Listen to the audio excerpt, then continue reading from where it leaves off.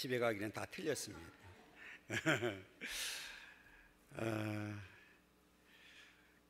그 9절부터 13절까지는 오늘 제목 그대로 이스라엘 왕국의 이제 분열을 예고합니다. 그리고 그 14절 이하로 가게 되면 하닷, 르손, 여로보암 이런 사람들이 이제 대적을 합니다. 솔로몬에게. 그동안에는 그 하나님께서 함께 해주셨고 그래서 사실은 태평성대를 누렸거든요. 그런데 하나님을 떠나기 시작하면서 이제 대적들이 등장하게 되고, 그래서 드디어 그 솔로몬이 죽고 난 이후에, 오늘 말씀대로 죽고 난 이후에 나라가 이제 분열이 되는 이제 그런 역사를 보게 됩니다. 그러면 왜 이렇게 솔로몬이 하나님께로부터 떠날 수밖에 없었을까? 이게 이제 중요하잖아요. 오늘 9절에 보면 솔로몬이 마음을 돌려 이스라엘 하나님 여호와를 뭐 했어요? 떠났습니다. 떠났어. 이게요 그냥 하루아침이 된 게 아니에요. 하나님께서 늘 그 경고도 했고, 또 오늘 본문에 나와 있는 대로 이미 그 하나님께서 솔로몬에게 나타나셨던 또 그런 역사도 있었습니다. 하나님께서 솔로몬에게 나타난 이유는 두 번을 나타났다고 오늘 말씀하고 있는데, 첫 번째는 솔로몬이 1000번제를 드리고 난 다음에 나타났던 사건을 이야기합니다. 솔로몬이 1000번제를 드리고 난 다음에 하나님께서 나타나셨고, 두 번째로는 이제 솔로몬이 성전을 그 완성을 하고 왕궁까지 완성하고 난 다음에 하나님께서 나타나셨습니다. 물론 그때 나타나셨을 때는 하나님께서 그에게 축복하기를 원하셨고, 더 나아가서는 하나님 앞에 바르게 살아가기를 원해서 어떤 방향성을 제시해 주셨다, 이렇게 보면 됩니다. 그러니까 하나님께서 그에게 축복하시고 오늘 그가 바르게 살아갈 수 있도록 하나님께서는 인도해 주셨거든요. 이렇게 이제 하나님께서는 솔로몬에게 많은 은혜와 축복을 주셨어요. 그러면 제가 늘 말씀드리지만 우리가 받는 것도 중요하지만 사실은 계속 누리는 삶이 굉장히 중요한 거예요. 우리가 이제 선택을 받는 일도 중요하지만 끝까지 믿음을 지켜서 반드시 하나님 앞에 남은 자 되는 게 중요하거든요. 그런데 이제 오늘 본문에 보면 솔로몬이 그 마음을 돌려 그랬어요. 마음을 돌렸다. 그리고 이스라엘 하나님을 떠났다. 그냥 떠난 게 아니잖아요. 뭐를 선택했습니까? 우상을 선택했어요. 그 원인이 어디 있습니까? 천명. 앞에 있잖아요. 천명. 자, 이거를 이해하려고 그러면 우리 2절 한번 읽으셔야 됩니다. 2절 읽습니다. 여호와께서 일찍이 이 여러 백성에게 대하여 이스라엘 자손에게 말씀하시기를 너희는 그들과 서로 통혼하지 말며 그들도 너희와 서로 통혼하게 하지 말라. 그들이 반드시 너희의 마음을 돌려 그들의 신들을 따르게 하리라 하셨으나 솔로몬이 그들을 사랑했다. 자, 분명히 말씀했어요. 그들이 반드시 너희의 마음을 돌린다 그랬어요. 그런데 그 말대로 하나님이 이미 경고를 했는데도 불구하고 끝까지 그들을 사랑했다. 자, 보세요. 우리가 다 잊어버렸으니까 또 4절 읽겠습니다. 그 뭐 천명은 놔두고 그것도 읽어야 되겠네. 3절도 거기에 이제 마음을 돌리게 했으니까. 자, 보세요. 3절 왕은 후궁이 700명이요 첩이 300명이라 그의 여인들이 왕의 마음을 어떻게 했어요?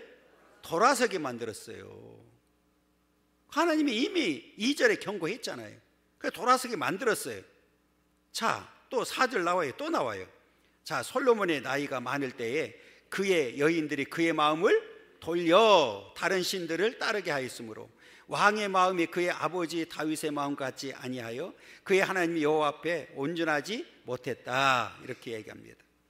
그걸로 끝나지 않았어요. 뭐를 만들었느냐? 그 여인들이 섬기는 신상을 다 만들어 버렸어요. 그게 7절이에요. 7절. 자, 읽습니다. 모압에 가증한 금오스를 위하여 예루살렘 앞 산에 산당을 지었고 또 암몬 자손의 가증한 몰록을 위하여 그와 같이 하였다 그랬어요.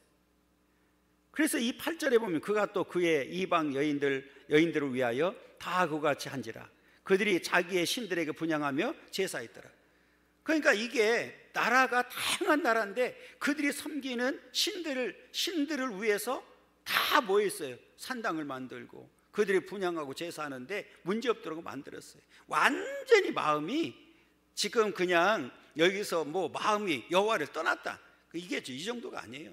완전히 하나님과 단절된 상태, 그리고 완전히 우상을 섬기는 상태로 넘어가 버린 거예요. 그동안에는 하나님과의 관계가 아주 좋았잖아요.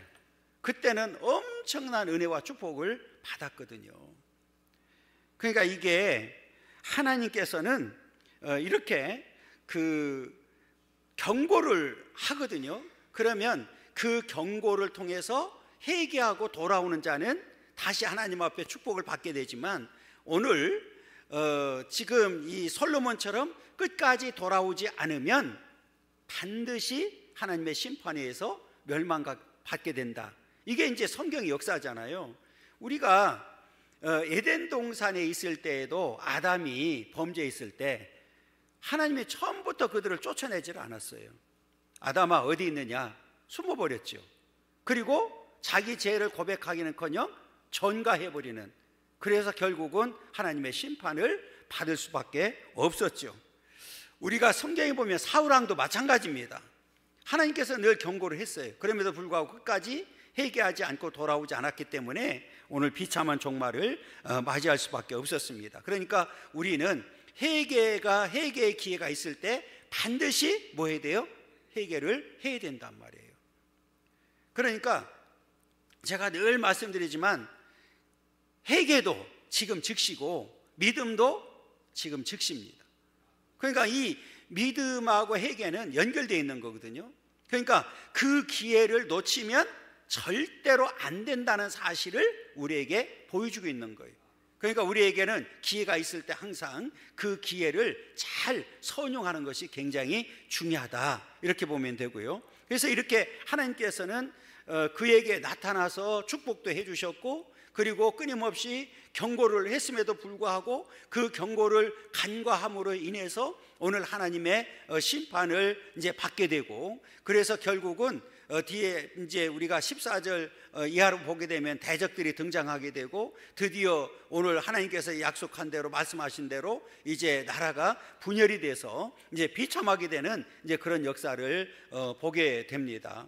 이렇게 이제 하나님께서는 그 하나님만을 사랑해야 될 사람들이 하나님만을 사랑하지 못했을 때 얼마나 하나님께서 분노하시고 또 그들을 이제 진멸하시는지를 우리에게 똑똑하게 이제 보여주고 있는 그런 장면입니다. 그러면서 우리 10절에 보면 이 일에 대하여 명령하사, 이 일이 뭡니까? 우상숭배입니다. 이제 지금 솔로몬이 완전히 하나님께로부터 떠나서 우상숭배하는 일에 대하여 명령했다 그랬어요. 그러니까 이 일에 대하여 명령하사 다른 신을 따르지 말라 하셨으나 그랬어요. 여러분, 이 내용을 잘 보면 하나님께서는 특별히 이제 이스라엘 백성들하고는 약속을 했잖아요. 어떤 약속을 했어요? 이제 선민의 약속. 그러니까 이스라엘과 하나님과의 이 언약을 맺을 때에 그 언약을 맺을 때 어떻게 맺었는지, 자, 우리 성경 한번 찾아보겠습니다. 출애굽기 19장 한번 보겠습니다.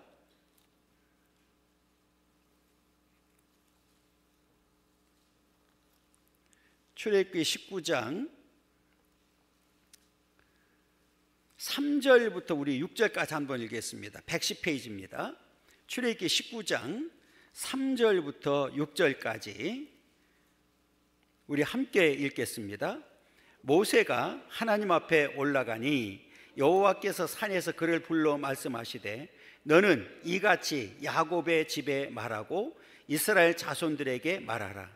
내가 애굽 사람에게 어떻게 행하였음과 내가 어떻게 독수리 날개로 너희를 업어 내게로 인도하였음을 너희가 보았느니라.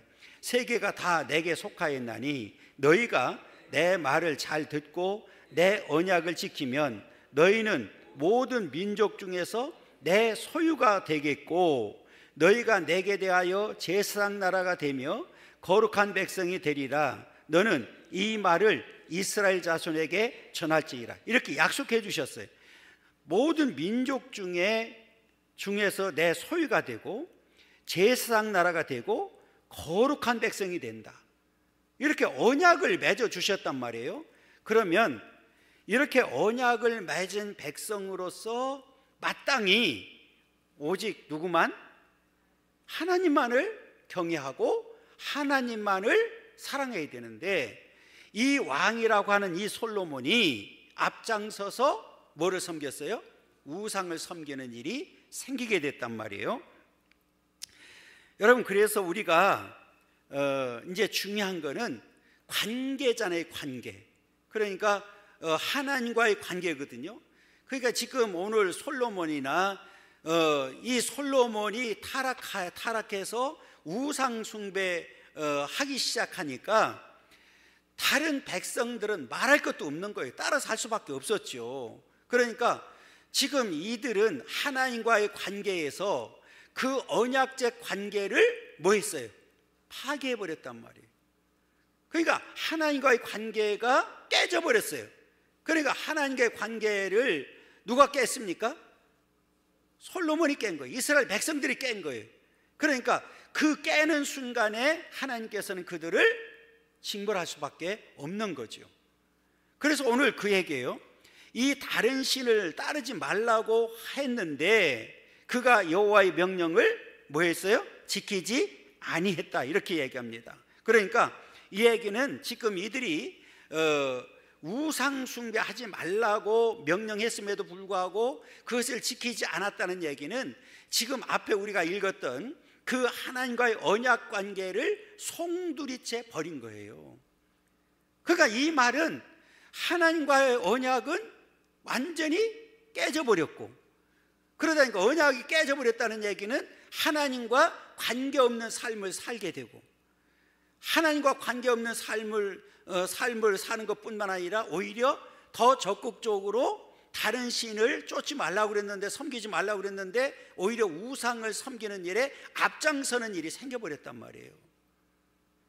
그러면 하나님이 그 약속한 약속을 끝까지 지킬 수 있을까요? 없잖아요, 그렇죠? 그러니까 오늘날도 마찬가지예요. 오늘 저와 여러분들도 하나님과의 언약 관계에 있거든요. 그러니까 그 언약 관계에 있는 저와 여러분들은 늘 오늘 말씀 속에서 그 언약을 늘 기억해야 되고 그 언약을 우리는 잘 지켜야 됩니다. 우리에게 주신 언약은 이 말씀이잖아요. 이제는 그렇잖아요. 이 말씀을 우리는 잘 지키고 순종함으로 인해서 하나님 앞에 우리는 그 약속을 지켜나갈 때 우리가 이제 축복된 삶을 살게 된다. 그래서 이 오늘 하나님께서 분명하게 이렇게 명령을 했음에도 불구하고 그 명령을 지키지 아니했다, 이렇게 이야기를 합니다.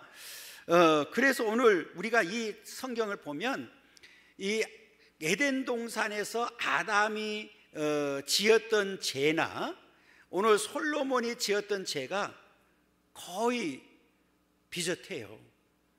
이게 이제 살펴보면 이런 거거든요. 이 아담은 하나님의 형상으로 지음받아서 신적 지혜를 가지고 있었어요. 솔로몬도 1000번째를 드리고 난 다음에 뭐를 줬어요? 예, 신적 지혜를 준 거예요. 하나님의 지혜를 줬단 말이에요. 그리고 이 아담에게는 또 뭐가 있었냐면 그 에덴 동산에서 마음껏 누릴 수 있는 풍족함이 있었어요. 여러분, 지금 솔로몬이 살던 솔로몬이 왕으로 있었던 시대에 보면 여러분 보화가 어떻게 됐어요? 넘쳐났습니다. 풍족했거든요. 그리고 또 하나 보니까 아담에게 그 많은 것을 다 누리되 한 가지 금지한 명령이 있어요. 그게 뭡니까? 선악과를 따먹지 말라고 하는 거죠. 마찬가지로 오늘 솔로몬에게도 한 가지 금지한 게 있죠. 절대로 우상 숭배하지 말라고, 오직 하나님만을 경외하라고 말씀했는데 그것을 지키지 못한 결과를 가져오게 됐죠. 그러니까 오늘 우리가 이렇게 그 하나님과의 관계를 잘못하면 어떤 결과가 오는지를 오늘 솔로몬을 통해서도 분명하게 가르쳐주고 있습니다. 자, 그러면서 11절에 보면 하나님께서 이제 그 나라를 뺏겠다고 말씀합니다. 자, 여호와께서 솔로몬에게 말씀하시되 내게 이러한 일이 있었고 또 내가 내 언약과 내가 내게 명령한 법도를 지키지 아니하였으니, 이 말이 이제 중요한 거예요. 이미 약속을 했단 말이에요. 언약 관계에 있었단 말이에요. 그리고 그것을 깨버렸어요. 그리고 하나님께서 명령한 법도를 지키지 아니했습니다. 그랬더니 내가 반드시란 말 썼어요. 이 나라를 내게서 빼앗아 내 신하에게 주리라 그랬어요. 내가 반드시 이 나라를 내게서 빼앗아 내 신하에게 주겠다, 이렇게 약속을 합니다. 여러분, 그동안에 이 솔로몬이 엄청난 축복을 받았고 풍요를 누렸잖아요. 그런데 그 나라를 하나님께서는 어떻게 한다고 그랬어요? 뺏어버리겠다고 말씀을 합니다. 내가 반드시 이 나라를 내게서 빼앗아 내 신하에게 주겠다. 이 말은 이제 이 나라가 분열을 하게 된다는 예고를 지금 하고 있는 겁니다. 그러니까 이렇게 될 수밖에 없었던 이유는 앞에 말씀드렸던 대로 하나님과의 언약 관계를 깨버리고 오늘 그 말씀을 지키지 않은 결과다, 이렇게 보면 됩니다. 여러분, 오늘 이 본문을 통해서 우리가 알아야 될 것은 뭐냐면, 여러분, 지금 솔로몬이 왕이지만 사실은 누가 세웠어요? 하나님이 세웠잖아요.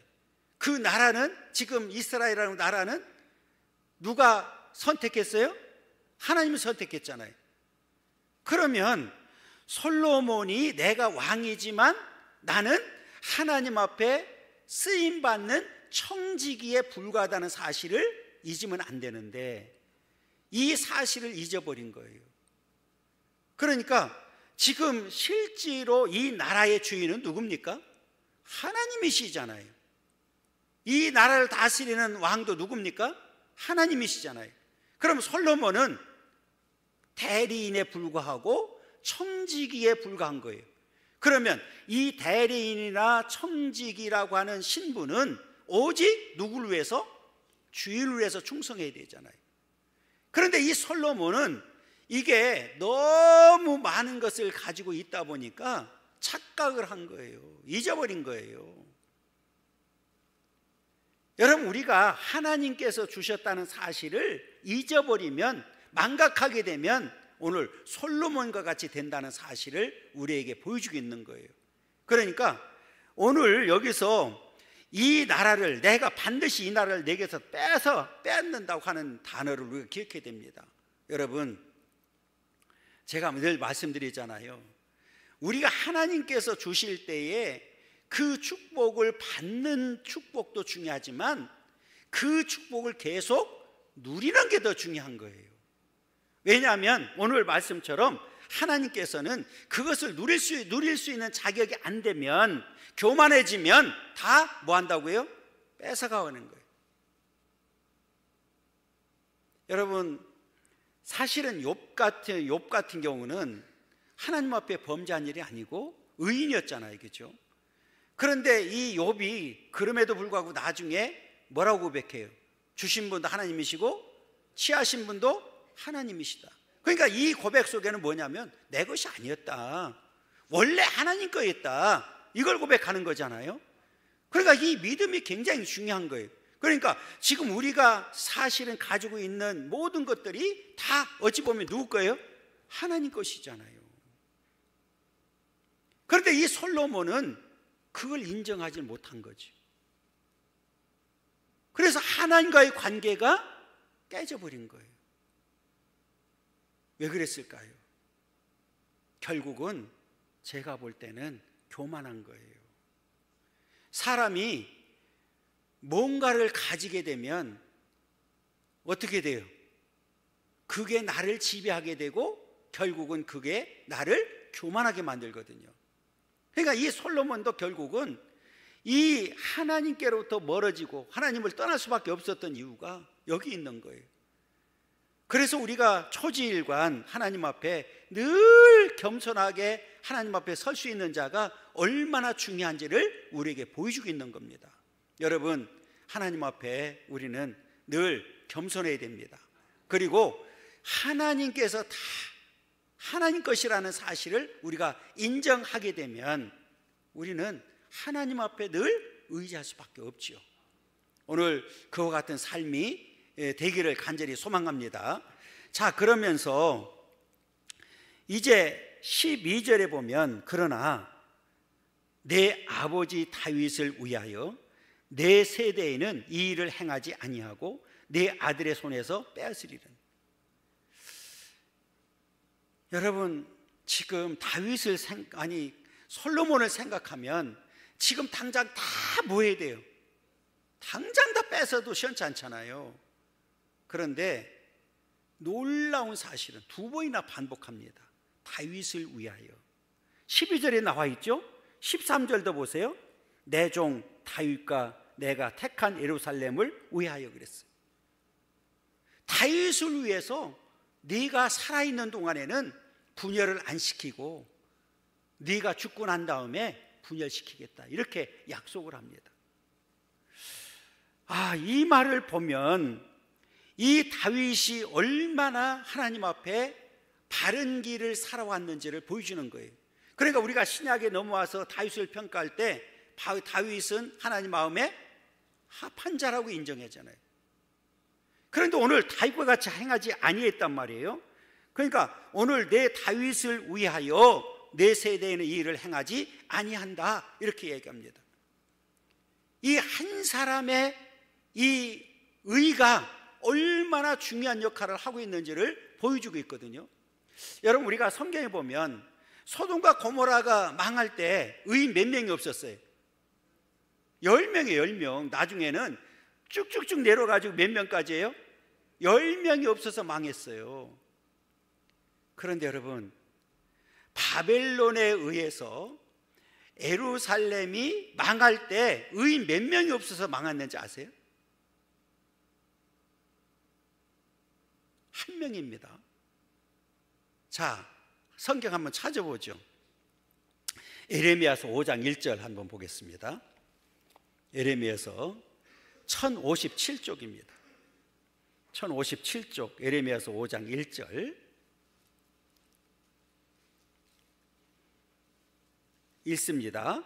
너희는 예루살렘 거리로, 이제 아직 넘기고 있어요. 그래서 다시 읽겠습니다. 1057쪽 예레미야 5장 1절 너희는 예루살렘 거리로 빨리 다니며 그 넓은 거리에서 찾아보고 알라. 너희가 만일 정의를 행하며 진리를 구하는 자를 한 사람이라도 찾으면 내가 이 성읍을 용서하리라. 의인 한 사람이 없어서 예루살렘이 망해버린 거예요. 그러니까 이 반대로 우리가 또 생각할 수 있는 게 뭐가 있느냐면, 지금 이스라엘 백성들이 출급해서 광야를 가지요. 모세가 어디 올라가죠? 올라가서 뭐를 받아요? 십계명을 받는 동안에 밑에서 뭐 했습니까? 금송아지 만들어 가지고 우상 숭배했잖아요. 그들이 다 죽어갈 때 모세가 뭘 하죠? 하나님 앞에 기도하잖아요. 이 말을 하는 이유는 뭐냐면, 의인 모세 한 사람의 기도를 통해서 그들이 또 살아나는 역사가 있게 되었습니다. 이 의인 한 사람이 얼마나 중요한지를 우리에게 보여주고 있는 거예요. 그러면 오늘날 의인은 누구일까요? 바로 저와 여러분들입니다. 그래서 이 땅에 사는 동안에 우리가 이렇게 의로운 삶을 삶으로 인해서 많은 사람들에게 선한 영향력을 끼치는 삶을 살아야 돼요. 그래서 우리에게 빛과 소금 역할을 감당하라고 했던 이유가 바로 여기 있는 겁니다. 여러분, 이제 저와 여러분들은 이 땅에 이 제약이 관영한 이 세상에서 저와 여러분들이 이제 의로운 삶을, 의인으로서의 삶을 살게 되면 이 나라가 오히려 바뀌어지는 역사가 있게 될 줄 믿습니다. 어떤 분이 이렇게 표현했더라고요. 왜 이 세상이 제약이 관영함에도 불구하고 하나님께서 심판하지 않는 이유가 뭔지 아느냐? 오늘 믿음의 사람들, 의인의 사람들이 있기 때문에 그 사람들 때문에 심판하지 않는다, 이렇게 표현했더라고요. 여러분, 오늘 우리가 하나님 앞에 이제 어떻게 살아야 되는지를 분명하게 가르쳐주고 있습니다. 그러면서 13절에 보면, 오직 내가 이 나라를 다 빼앗지 아니하고 내 종 다윗과 내가 택한 예루살렘을 위하여 한 지파를 내 아들에게 주리라 하셨더라. 한 지파. 그러니까 이제 여로보암을 중심으로 해서 10지파가 북이스라엘이 되고, 이제 한 지파, 유다 지파를 중심으로 해서 누가 이제 그 남유다가 되는, 물론 거기 시므온이나 이제 반지파들이 있죠.